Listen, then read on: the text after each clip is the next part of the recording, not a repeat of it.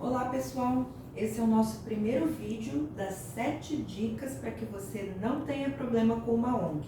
Nossa intenção aqui é orientar os empresários a identificar algum indício de possível problema e, identificando esse indício, avaliar: é uma instituição que precisa de ajuda, precisa de orientação para profissionalização?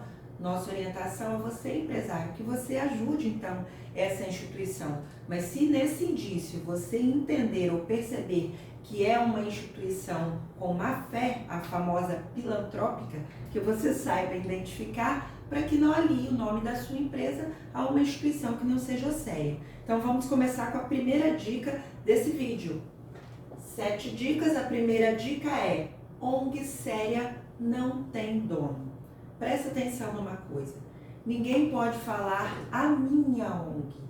O certo é a ONG da qual eu faço parte, porque ONG, organização não governamental, não é uma empresa, é uma instituição privada sem fins lucrativos. Mas como é que ela nasce? Necessariamente ela precisa nascer de uma vontade de um grupo. Esse grupo normalmente é o fundador da instituição e que vai compor a sua primeira diretoria. Existe um critério mínimo para a diretoria? Não existe um critério mínimo em se tratando de modalidade, natureza jurídica, associação. Recomenda-se presidente, vice-presidente, um tesoureiro e um secretário, no mínimo, como cargos de diretoria. Além disso, necessariamente vai ter um conselho fiscal composto sempre de número ímpar, no mínimo 3 conselheiros fiscais. Então, não existe a possibilidade de eu ser dona de uma ONG. E aí, durante a avaliação de projetos sociais ou de instituições para receber recurso das empresas, é possível fazer uma entrevista. Nessa entrevista, perceba como é que a pessoa que está ali representando a instituição, ao ser entrevistada, como é que ela se comporta?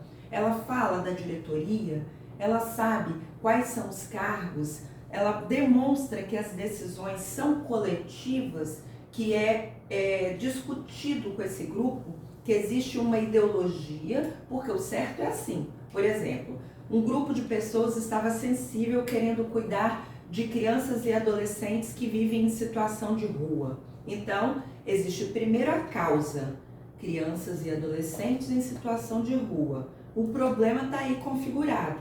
Então eu fiquei sensibilizada, comecei a conversar com outras pessoas que também se sensibilizam com o tema e aí a gente resolveu captar recurso para escrever projetos e fazer com que atividades pudessem ser proporcionadas para tirar essas crianças da rua.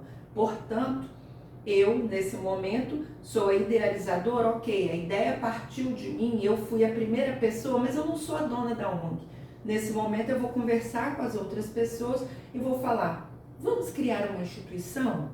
Sim, vamos criar uma instituição. E aí a gente vai procurar um profissional para fazer a parte burocrática, a criação do estatuto, da ata, registro em cartório, CNPJ, todas as demais providências.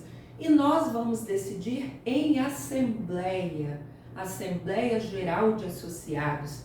Todos nós que começamos a criação dessa instituição precisamos opinar. Para isso é convocada uma Assembleia Geral.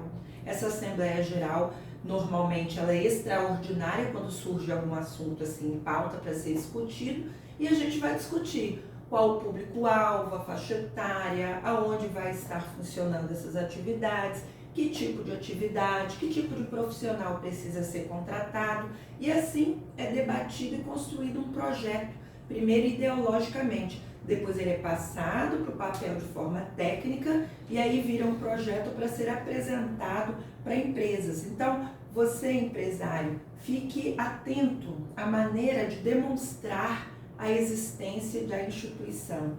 A maneira que as pessoas vão abordar o empresário é muito importante. Você, instituição sem fins lucrativos, cuidado com a maneira de falar, a maneira de expor a instituição. Nunca a minha instituição, a minha ONG, sim a instituição da qual eu faço parte. Essa é a dica número 1 para evitar qualquer tipo de problema com uma ONG.